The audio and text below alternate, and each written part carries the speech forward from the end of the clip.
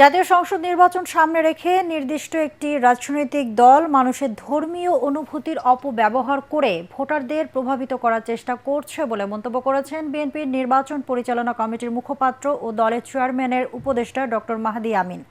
গুলশানে এক সংবাদ সম্মেলনে তিনি বলেন, নির্বাচনী প্রচারণার বিভিন্ন কর্মকাণ্ড নির্বাচনী আইন ভঙ্গ করে নির্বাচনী প্রচারণার সুষ্ঠু পরিবেশ নষ্ট করছে দলটি।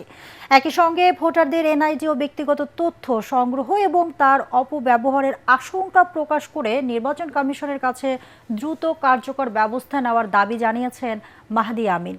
তিনি বলেন, বিএনপি এবার 10 জন নারী প্রার্থীকে মনোনয়ন দিয়েছে, যা নারীর ক্ষমতায়নে দলের অঙ্গীকারের বহিঃপ্রকাশ।